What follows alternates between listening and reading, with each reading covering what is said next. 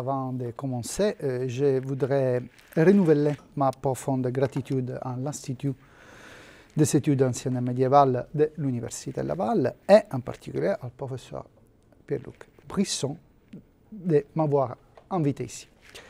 C'est pour moi un grand plaisir vraiment d'être parmi vous. Entrons maintenant dans le vif de la conférence.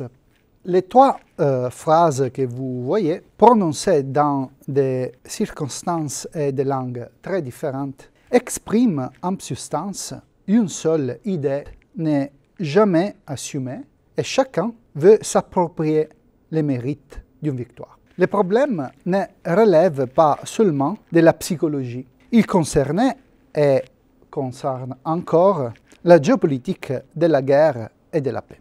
Le sujet de notre conférence est en effet une guerre perdue, ou plutôt non, une guerre gagnée en Afrique par Rome entre 17 et 24 après Jésus-Christ, sous l'empire de Tibère. Et une victoire, ou plutôt non, plusieurs victoires célébrées dans un monument qui se trouvait dans le temple de la célèbre Vénus à Eryx, dans l'ouest sicilien. Ce que nous voyons n'est pas Tibère, et à l'arrière-plan, ce n'est pas le temple d'Eryx. Mais la bannière avec l'inscription « Mission Accomplished » qui, dans l'esprit des Américains, a mis fin à la Deuxième Guerre du Golfe en 2003, représente des similitudes avec notre histoire. Sur la Mission Accomplished proclamée pendant la guerre des 7 ans dans la province d'Afrique contre les rebelles Tacfarinas, nous disposons de 2 fragments d'un monument qui contenait un poème racontant des batailles et des victoires, les statues de l'empereur Tibère, du général vainqueur Lucius Apronius et de son fils, ainsi qu'une dédicace à la déesse Vénus, des armées glorieuses utilisées pendant la bataille. La fonction était de célébrer une victoire remportée en vente par le fils du proconsul Lucius Apronius Caesianus. En réalité, ce n'était qu'une des 3 célébrations de cette guerre. Déjà en 17, une victoire avait été proclamée par le proconsul Marcus Furius Camillus. En 23, une autre par Quintus Iunius Blsesus, qui reçut les insignes triomphaux. Mais Tacfarinas continua d'importuner les Romains jusqu'à ce qu'en 24, le proconsul Publius Cornelius Dolabella les tua enfin, sans obtenir, contrairement aux autres, aucune gloire. La subtile ironie avec laquelle le récit de Tacite décrit les trop nombreuses victoires contre Tacfarinas n'est pas surprenante. Cependant, la raison derrière la concession à Apronius du droit pour lui et son fils de construire dans le temple un monument dédié à la mère proclamée d'Énée, ancêtre de la famille de l'empereur, peut être étudié sous différents angles. Il est d'ailleurs nécessaire de comprendre la raison pour laquelle les ornamenta triumphalia ont été accordés pour des victoires non concluantes et non pas à ceux qui avaient effectivement tué les leaders africains. D'où l'importance de prendre en compte les implications de cette guerre dans la politique intérieure de Tibère. Nous commencerons par un aperçu du conflit et de ses causes. Tacite raconte que Tacfarinas, nationé numida et auxiliaire de l'armée romaine, avait déserté et entamé une série de raids en Afrique avec une bande de plus en plus importante avant de devenir dux de Musulam, probablement une confédération de Gétules ou Numides. Il avait ensuite réussi à s'allier aux Maures et à leur chef Mazippa. Le proconsul d'Afrique, Marcus Furius Camillus, l'affronta en 17 et obtint les ornamenta triumphalia. Les troubles se poursuivirent sous le proconsul Lucius Apronius. Tacite évoque alors le siège d'Amphore en vente et la fuite d'une cohorte punie par une décimation. Un présidium fut sauvé par des vétérans, et dans une autre bataille, le fils du gouverneur Lucius Apronius Caesianus repoussa les ennemis dans le désert. Apronius reçut les honneurs, mais Tibère dut choisir avec soin les proconsuls suivants. Blessus, oncle de Séjan, entra alors en scène. Séjan était le préfet du prétoire, chef de la garde impériale et véritable homme fort du régime sous Tibère. Renforcé par la Légio Nona, Blessus vainquit les rebelles, captura son frère et reçut les décorations. Pourtant, la guerre continua. Enfin, en 24, Cornelius Dolabella, aidé par le roi Ptolémée de Maurétanie, vainquit et tua Tacfarinas sans obtenir pour autant les ornamenta triumphalia, contrairement au roi honoré par le Sénat. Les causes de cette guerre ont fait couler beaucoup d'encre, Tacite restant presque muet. La serre distingue trois implications: antagonisme entre vie urbaine italique et liberté nomade, lutte pour le contrôle des terres, arrêt de l'urbanisation. Il privilégie la route Takap-Amedara, qui aurait bloqué l'isthme de Gabès. D'autres ont vu l'origine du conflit dans la poursuite des pillages par d'anciens auxiliaires, dans les prix humains et matériels imposés aux communautés ou dans la nouvelle voie commerciale ouverte aux mercatores italiens. Van souligne plutôt la relocalisation de la Legio Tertia Augusta et l'intervention des rois de Maurétanie. Même sur les aspects militaires, beaucoup a été écrit. Wolff a montré que les méthodes de combat de Tacfarinas étaient essentiellement romaines, signe probable de son service comme cavalier auxiliaire.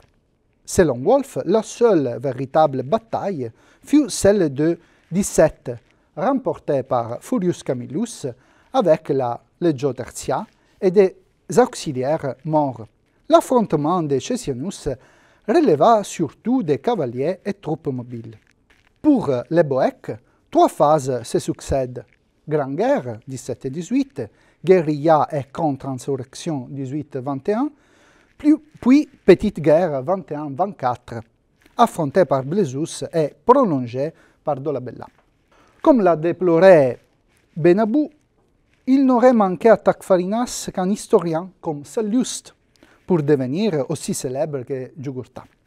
Il s'agit probablement de la guerre la plus grave qu'ait connue l'Afrique du Haut-Empire, un conflit interne qui eut pourtant les effets d'une guerre externe.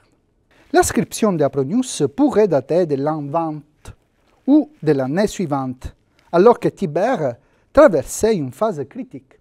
Le 10 décembre 20 s'ouvrit le procès de Gnaeus Calpurnius Piso, accusé d'avoir entravé l'action de Germanicus, fils adoptif de Tibère et figure charismatique de la dynastie julio-claudienne. La longue guerre contre Tacfarinas forma ainsi l'arrière-plan d'années décisives pour les Principats, entre le triomphe de Germanicus en 17 et la mort du fils biologique de Tibère, Drusus II, en 23. Le choix d'accorder ou non les insignes triomphaux eut dès lors un poids considérable dans la politique antérieure. En mai 17, Tibère accorda à Germanicus un triomphe pour affirmer son statut, tandis que Drusus II recevait un imperium proconsulaire en Illyrie, où il avait déjà réprimé une révolte et fut honoré en 19. Tibère chercha à équilibrer les deux lignes en promouvant aussi des sénateurs consulaires jusque-là marginaux. Dans ce cadre, la victoire de Furius Camillus sur Tacfarinas lui permit de s'assurer un allié et d'envoyer des messages clairs. aux consulaires, qui pouvaient espérer obtenir eux aussi les ornamenta triumphalia avec l'appui de Tibère, aux sénateurs inférieurs, qui pouvaient aspirer au consulat ou à des gouvernoratats comme l'Afrique. La reconnaissance de Camillus resituait le triomphe de Germanicus parmi les succès de la Respublica. La mission était accomplie. En réalité, elle ne l'était pas, comme on le vit 2 ans plus tard. La nouvelle victoire d'Apronius en Vente ne changeait rien. Germanicus était mort. Le procès de Pison occupait toutes les pensées. Et Agrippine, veuve de Germanicus, rassemblait déjà une clientèle. Tibère profita malgré tout des affrontements contre Tacfarinas pour promouvoir Apronius et son fils Cessianus, récompensés par les ornamenta triumphalia et un prestigieux sacerdoce. L'autorisation donnée à Apronius et à son fils Cessianus d'ériger un monument à la Vénus d'Eryx répondait à des objectifs politiques précis.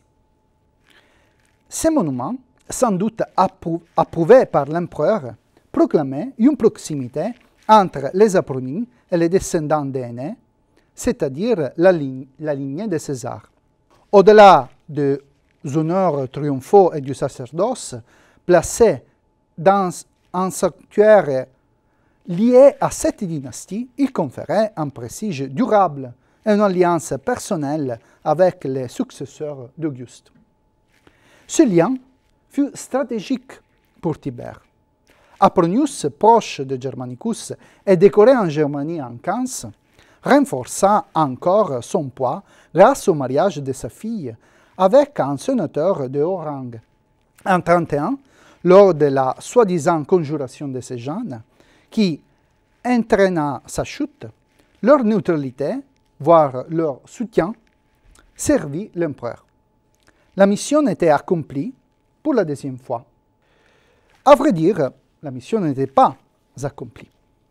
Peu après la victoire d'Apronius, Tibère fut informé des nouveaux troubles et avertit le Sénat de bien choisir le proconsul d'Afrique. Il proposa Blaisus, oncle de Séjan. Séjan, préfet du prétoire et favori de l'empereur, était déjà une figure incontournable du régime. Renforcé par la Légion Nona, Blaisus vainquit Tacfarinas en 23 et reçut, fait unique pour un sénateur, les ornamenta et l'acclamation impératrice. Promouvoir ces gens pour le prince, c'était avant tout se promouvoir lui-même, mais aussi renforcer la position de Drusus II face au fils de Germanicus, encore populaire après sa mort. L'alliance entre Blaisus et les puissants Séjans envoyait un signal clair. Seul les soutiens directs du prince assuraient honneur et succès. La mission était-elle enfin accomplie? Oui, même si Tacfarinas poursuivit ses raids. La mort de Drusus II, le 14 septembre 23, laissa Tibère sans héritier direct et renforçait la position insidieuse d'Agrippine et de ses fils. Leur promotion solennelle au Sénat alla de pair avec leur discrédit, au profit du petit-fils biologique de l'empereur Tiberius Gemellus. Devant 4, les attaques contre les partes agrippines s'intensifièrent parallèlement à la montée de ces gens. Cette année-là, Caius Silius, décoré avec Apronius en 15 et longtemps commandant en Germanie supérieure, fut accusé par le consul Lucius Vicelius Varro. Cette accusation reflétait l'influence croissante de ces gens qui utilisaient son pouvoir pour écarter ses rivaux. La gestion du conflit fut confiée à Dolabella, dont la mère Quinctilia liait sa famille à Agrippine. Devenu proconsul, il accusa en 27 son cousin Quintilius Varus, fils de Pulcra, avec l'appui de Domitius Afer, déjà accusataire de Pulcra en 26. L'octroi du proconsulat montrait le soutien du prince, d'autant que Dolabella avait lui-même été admis par les septemvirs et polonaises. Cependant, Dolabella n'était pas Blasius ni Apronius. Son rang inférieur et sa parenté encombrante expliquent, selon Tacite, qu'il renonça à utiliser la Legio Nona, c'est la 14e dans les maps, retirée par Tibère, et fit appeler aux troupes de Ptolémée, successeur de Juba II. La retrait répondait à une nécessité macrostratégique. Rétablir la Nona sur le Danube avec les légions, c'est la 3e et la 21e, c'est-à-dire la Octava Augusta et la Apollinaris, comme vous le voyez sur la carte. Mais Tibère poursuivait aussi un but politique. Reléguer les conflits africains au rang d'opération de maintien de l'ordre. La guerre, ne servant plus à distribuer des récompenses prestigieuses, il n'était plus nécessaire de la célébrer. Dolabella, qui avait réclamé les honneurs triomphaux, obtint seulement une promotion locale. Inscription à la victoire en Afrique, dédicace d'Oea et monnaie provinciale. Ptolémée, en revanche, reçut le titre de Rex Sucius et Amicus Populi Romani et les ornamenta triumphalia, signe fort de la préférence impériale.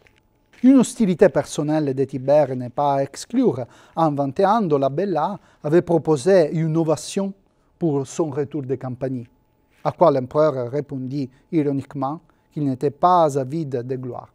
Il conserva néanmoins une place secondaire parmi les alliés de ces gens, comme le montre son rôle dans les procès du fils de Varus et de Pulchra.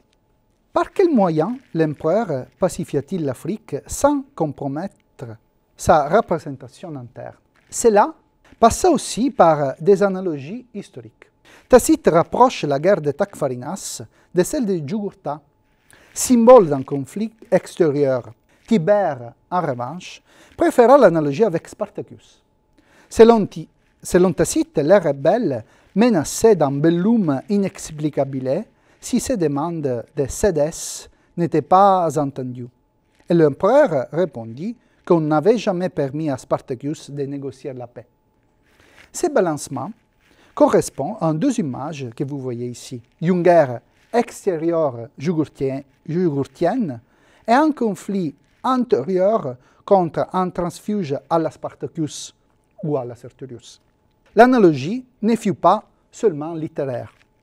Tacite, dont la source principale était les Acta Senatus, l'inscrivit parmi les affaires antérieures. Mais certains historiens de l'époque, comme Servilius Nonnanius ou Ophidius Bassus, pouvaient aussi voir une guerre extérieure prolongée par la gestion imprudente de Tibère. Cette représentation oscillante du conflit reflétait sans doute un débat contemporain au sein de l'élite sénatoriale. L'analogie employée par Tibère répondait à ceux qui voyaient en Tacfarinas un nouvel Jugurtha. Le terme hostis, dans la dédicace à Vénus Éricine que vous voyez ici, montre qu'il pouvait, selon ses intérêts, présenter l'ancien auxiliaire tantôt comme ennemi extérieur, tantôt comme déserteur ou brigand. La formule attribuée à Tibère, Tacfarinas desertor et predo ostium more ageret, l'illustre bien. Crassus lui-même avait été reconnu après sa victoire sur Spartacus. Velleius place enfin la conclusion brève du conflit africain immédiatement avant celle heureuse de la révolte galloise de Sacrovir et Fleurus, chef d'un soulèvement en Gaule en 21. Tibère voulut considérer brevi sepultum le bellum d'Afrique, 5 ans de 17 au 21, au même titre que la rébellion galloise. Sa volonté de clore vite un conflit de Prédo ressort des instructions données à Blasius. désarmer les rebelles avec promesse d'impunité et capturer leur chef. Mais l'analogie principale fut celle avec Arminius, mort en 21, alors que Tacfarinas, Sacrovir et Fleurus menaçaient encore Rome. La guerre germanique, close en 17, n'avait pas nécessité sa mort. Dolabella, qui tua Tacfarinas en 24, était d'ailleurs le petit-fils, par sa mère, de Varius, le général romain vaincu à Teutobourg par Arminius en 9. Tacfarinas fut rapidement oublié. Suétone et Dion ne parlent pas. Pourtant, un triomphateur existait, Blésus, mais le conflit avait eu lieu auspicis consilisque de Tibère, c'est-à-dire sous son autorité et sa stratégie. Même si les proconsuls d'Afrique n'étaient pas ses légats, Velleius montre que cette guerre relevait en pratique de l'empereur. Ce qu'il dit de Blésus doit être entendu à Camillus, Apronius et Dolabella. Tout dépendait de Tibère, qui décidait d'envoyer ou de rappeler une légion et d'accorder ou non des honneurs. L'œuvre de Velleius reflète donc la représentation voulue par les princes. L'Afrique, officiellement province du Sénat, était en réalité dirigée par lui. La guerre contre Tacfarinas pouvait ainsi être présentée comme conflit interne ou externe selon ses intérêts, renforçant la principauté et sa dynastie grâce à l'usage politique des analogies historiques. On peut dire que la difficile mission macrostratégique de Tibère, diriger l'Empire et le représenter, avait été accomplie. Une dernière réflexion doit être faite au sujet des analogies historiques et de leur usage. L'analogie historique est pire que le plutonium. Son temps de déclin est potentiellement plus long et elle a été utilisée pour justifier un plus grand nombre de conflits. Il est illusoire de croire qu'elle permette de prévoir l'avenir. Déjà, Aristote incluait parmi les formes d'exemple le recours aux faits historiques. Montrer qu'un événement s'est déjà produit sert à démontrer qu'une action est plausible ou qu'elle a donné certains résultats. Mais, hors de la Wonderland de la rhétorique, on se rend compte que plus que historia magistra vitae, c'est peut-être l'inverse qui est vrai. Comme l'enseignait en suivant Crochet un grand historien tel que Gaetano De Sanctis, c'est la vie qui est maîtresse de l'histoire.